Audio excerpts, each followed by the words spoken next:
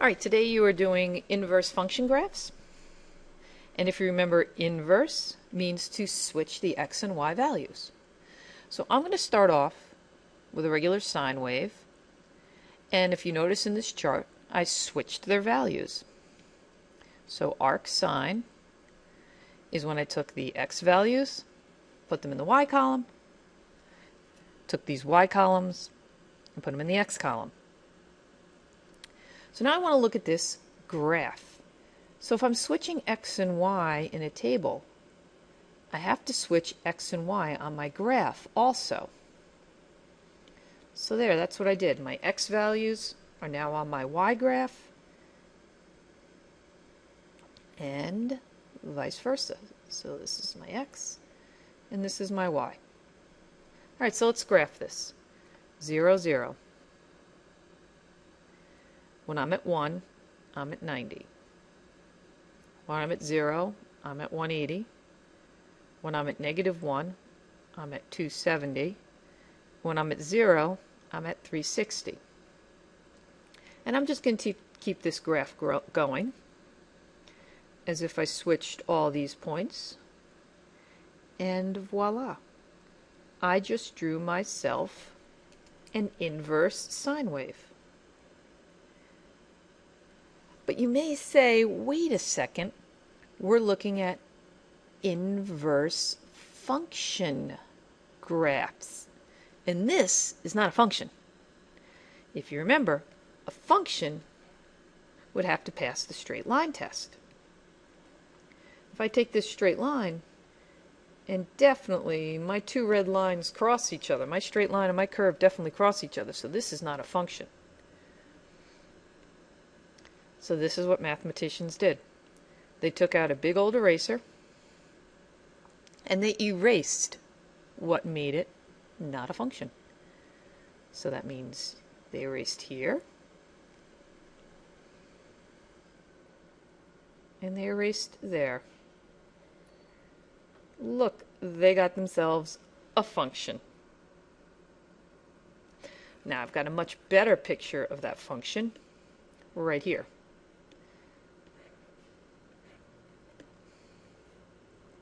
And there we go.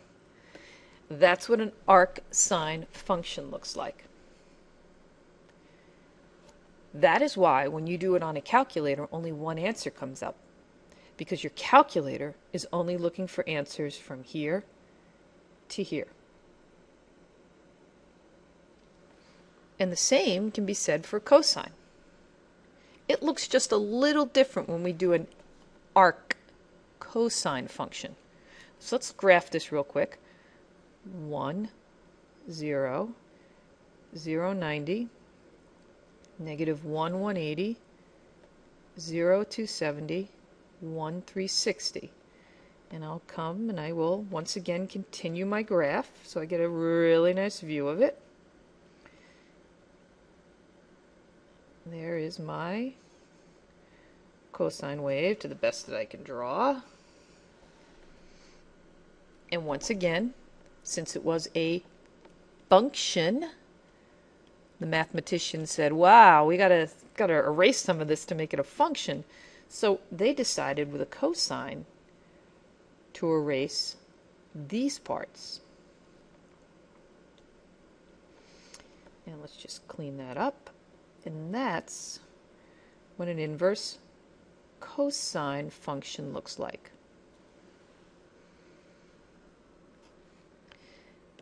Tangent's even a little funkier. Now I've rotated this graph, and if you notice, I now have horizontal asymptotes. Before, when we looked at a regular tangent wave, we had vertical asymptotes.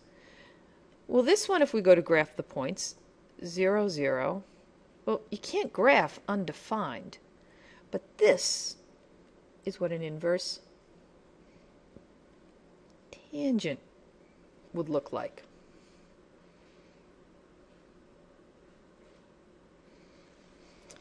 Now we could get into the domain and range of these things, and let's look at the tangent here because it's really easy to look at.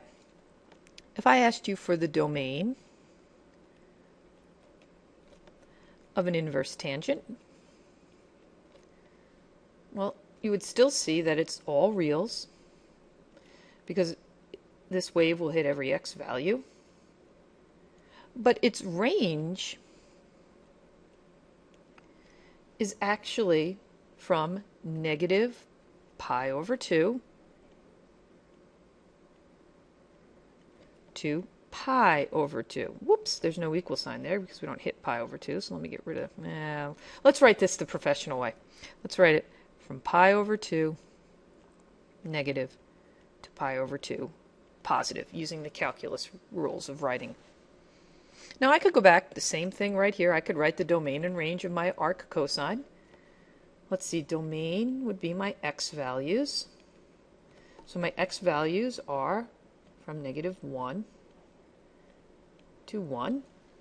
And my range is from 0 to pi. And likewise with my sine, if I wanted to do my domain and range, my domain for my arc sine would be from negative 1 to 1.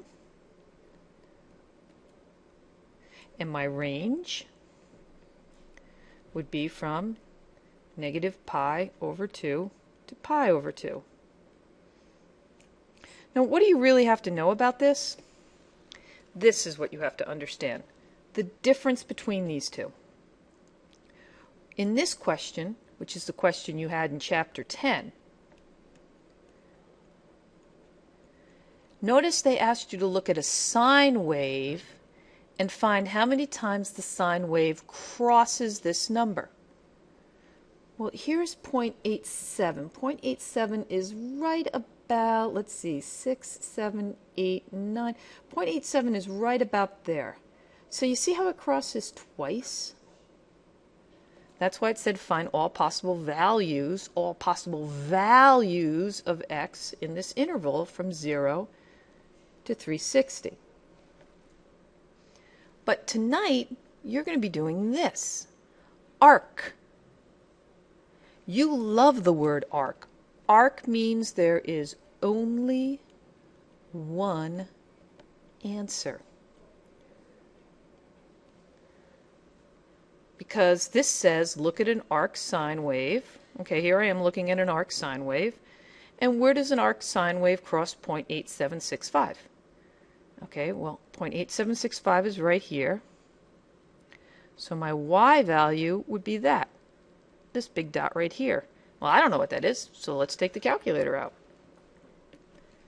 Turn it on. And it will tell you whether to be in radians or degrees. And I'm going to put in radians because this graph is set up in radians. So now all I have to do is inverse sine 0.8765. Oh, and that's the answer, 1.0685. That's it. There's only one answer because arc means there's only one answer. So, if you see arc, you should do your happy dance.